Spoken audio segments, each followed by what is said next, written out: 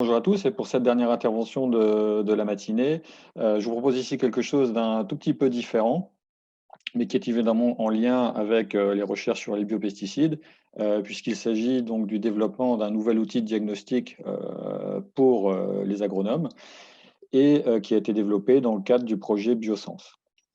Donc je vous propose ici de vous en donner un rapide aperçu, d'illustrer son utilisation autour de la septoriose du blé. Alors, les différentes interventions de ce matin ont donné un rapide aperçu de ce qui existe aujourd'hui dans le domaine des biopesticides et donc des efforts en R&D qui sont menés, dans ce domaine les molécules qui sont produites et donc ces molécules, on l'a vu aussi, elles sont sensibles aux conditions, météorologiques notamment.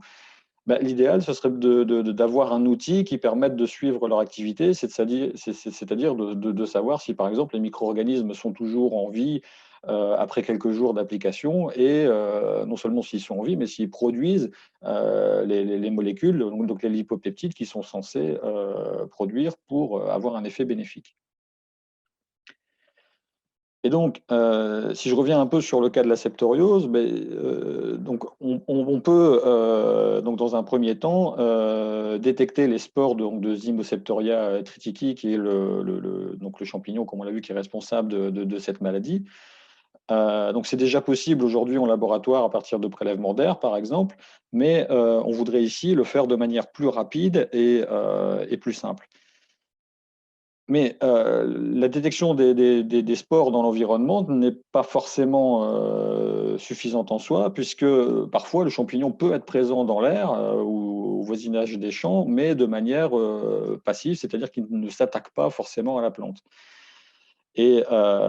Aujourd'hui, donc avec les modèles météorologiques et la connaissance du cycle d'évolution du champignon, on sait, on peut orienter, la décision de traiter ou pas, mais on voudrait avec notre outil aller encore un peu plus loin si on regarde un peu le cycle justement d'évolution du champignon, on se rend compte qu'avant la phase, nécrotrope, il existe une phase de latence, hein, quand le champignon arrive sur la plante cette phase de latence peut durer, plusieurs semaines au cours de cette phase, le champignon, quand il va pénétrer justement la plante, il va produire une protéine, hein, qui s'appelle MG3-LYSM à quoi lui sert cette protéine? Bah, elle lui sert en fait, en quelque sorte, à rentrer dans la plante de manière masquée. En fait, cette protéine va agir, comment dire? En essayant de berner, en quelque sorte, les systèmes naturels de défense de la plante. Et donc avec notre détecteur, on se propose aussi de détecter cette protéine puisque, finalement, bah, c'est aussi un signe précoce de, l'infection de la plante. Alors, si je vous montre un peu le dispositif au tout début du projet, vous voyez, bon, c'était quelque chose d'assez encombrant, ça occupait une paillasse de laboratoire et c'était pas forcément, très convivial au niveau de l'utilisation. Donc c'était juste pour vous montrer l'évolution. Je vous montrer maintenant le dispositif aujourd'hui tel qu'il est, donc notre premier prototype. Donc comme vous le voyez à l'écran, l'outil se présente comme une, valise qui est donc, transportable. Donc ça, c'est son premier avantage puisqu'on peut faire les analyses un peu n'importe où. Elle est simplement connectée à un ordinateur portable. Aujourd'hui, c'est une connexion filaire, mais on peut imaginer à l'avenir avoir une connexion sans fil on ne l'a pas encore fait, mais ce sera fait, à l'avenir. On pourra aussi intégrer une batterie, à cette, valise pour la rendre complètement autonome et donc pouvoir faire des mesures, sur n'importe quel site. Hem L'autre avantage de ce produit, c'est qu'évidemment, vous voyez déjà ici, des équipements fluidiques intégrés, donc qui permettent, directement, d'amener, les prélèvements, sur le capteur et toutes les données sont traitées par une interface logicielle qui a été développée, dans ce but et sont traitées de manière, quasi automatique. Alors, comment ça fonctionne? Si on regarde un peu à l'intérieur de cette valise, là, si on enlève le capot, hein, vous voyez un peu, l'intérieur ici avec les différentes, parties. Alors, je ne vais pas rentrer dans le détail, ce serait un peu trop long de vous expliquer, en détail le fonctionnement de ce capteur. Je vais juste vous dire que, voilà, si on regarde un peu la partie mesure, ben, elle est agrandie ici. Vous voyez simplement une fine couche d'or qui est déposée ici, et cette couche d'or, en fait, elle constitue ce qu'on appelle un capteur plasmonique, pour ceux qui connaissent un peu le domaine des capteurs.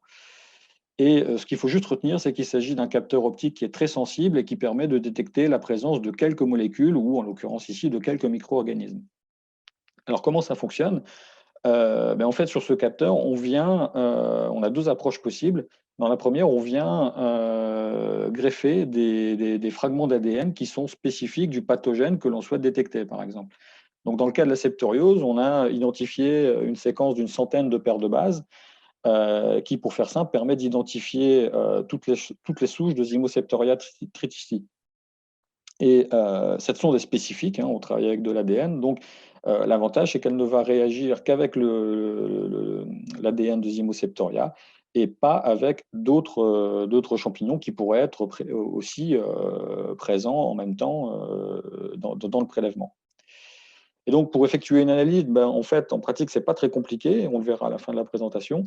On fait circuler sur le capteur un prélèvement, et si dans ce prélèvement, il y a bien de l'ADN de Zymoseptoria, il va venir s'attacher spontanément sur nos sondes. Et donc, ça va induire un signal au niveau du capteur. Et au fur et à mesure que les fragments d'ADN vont venir se coller, on va voir notre signal qui va augmenter. Et à partir d'un certain seuil, on va considérer qu'il y a détection. Aujourd'hui, on est capable de détecter de l'ADN de Zymoseptoria à partir d'une concentration qui est de l'ordre de 1 micromolaire dans un prélèvement. Donc ça, c'est notre première approche. Et dans la seconde approche, on remplace les sondes ADN par des anticorps. Et là, l'avantage de cette seconde approche, c'est de pouvoir détecter d'autres molécules. Donc, on peut aussi détecter des micro-organismes, mais aussi, comme dans l'exemple qui est montré ici, une protéine. Donc, on a développé des anticorps spécifiques de la protéine MG3-LYSM dont je parlais tout à l'heure. Et donc, de la même façon, dans un prélèvement, le capteur va réagir à la présence de cette protéine. Et donc, on voit donc qu'avec notre outil, on peut détecter à la fois la présence de Zymoseptoria dans un prélèvement d'air ou d'un prélèvement sur plante, mais aussi détecter la présence de cette protéine et donc savoir si on est dans la phase d'attaque de champignon ou si simplement le champignon est là de manière, je dirais, quasiment spectateur. Donc, on peut aller plus loin dans l'aide à la décision pour déclencher ou pas un traitement contre ce champignon. Alors, notre dispositif, ici, je l'ai illustré autour de la septoriose du blé. Le point important qu'il faut retenir, c'est qu'en fait, c'est un dispositif en quelque sorte à la carte, puisque du point de vue de son fonctionnement, pour changer la cible, c'est-à-dire le micro-organisme ou la molécule que l'on veut détecter, en quelque sorte, il suffit de changer les sondes. Donc là, on a développé des sondes ADN pour Zymoseptoria, mais on en a aussi développé pour le Bacillus FZB42. Donc ici n'est pas un pathogène, mais effectivement un agent de biocontrôle. On a développé la sonde anticorps pour la protéine dont j'ai parlé. On est en train de valider une sonde anticorps pour la surfactine. Donc c'est un lipopeptide, on l'a vu ici en milieu de matinée, donc un polypeptide qui est synthétisé par justement le bacillus et qui peut être utilisé comme agent de biocontrôle.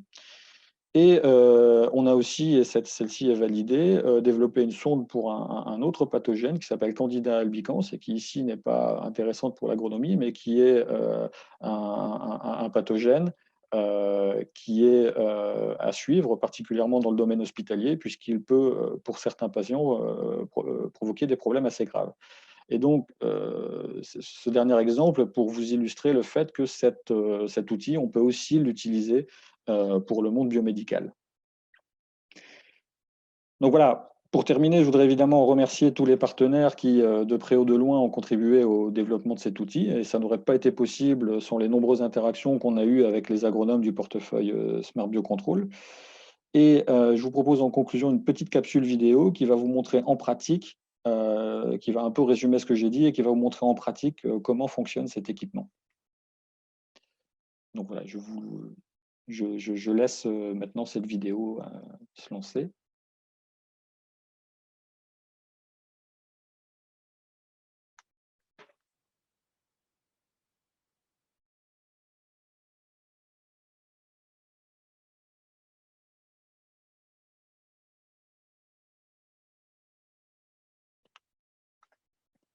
Alors normalement, il devrait y avoir du son pour cette vidéo.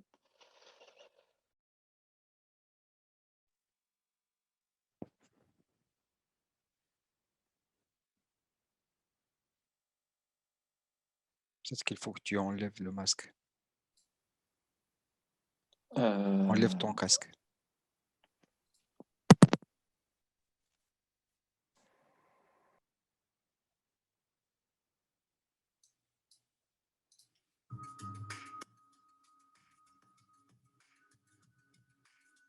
Biosens, ce sont des chercheurs de spécialités différentes qui se sont associés pour développer un nouveau capteur et offrir au monde agronomique un nouvel outil de diagnostic portable et facile à utiliser.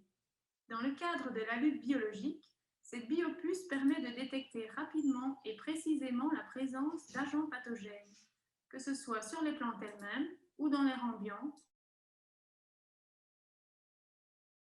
S'il soit efficace, il est en effet essentiel de pouvoir identifier clairement la présence d'un pathogène pour choisir la solution de lutte adaptée.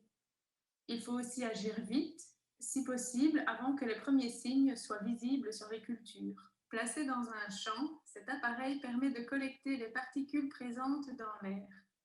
On peut y trouver par exemple des spores de champignons pathogènes comme Zymoseptoria qui est responsable de la septoriose du blé. Les microbiologistes peuvent facilement extraire l'ADN présent dans les échantillons prélevés. Le principe de la détection repose sur la résonance plasmonique, un phénomène physique que l'on obtient à partir d'une fine couche d'or. C'est ensuite avec la biopuce que l'on va savoir très vite si de l'ADN de Zymoseptoria est présent dans l'air, même en très faible quantité.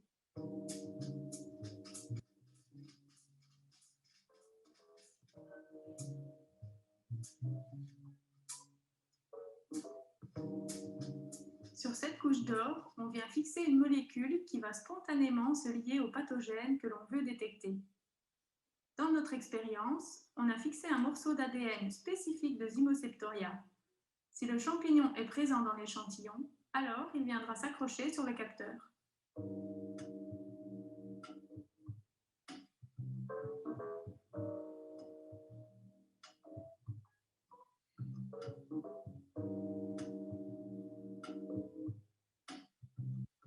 Quatre canaux de mesure sont disponibles.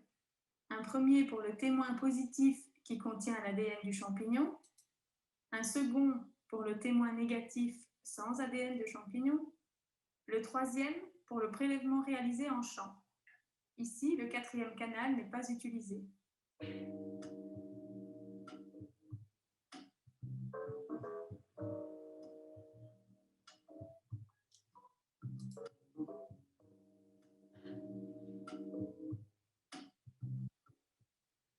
Le signal mesuré sur notre échantillon est le même que celui obtenu sur le témoin contenant le champignon. L'échantillon était donc contaminé par Zymoseptoria. Dans le cas contraire, le signal aurait été similaire à celui du contrôle négatif. Le capteur est interchangeable. Il peut être designé pour la détection d'autres pathogènes ou pour le suivi de micro-organismes impliqués dans le biocontrôle, tels que les bacillus.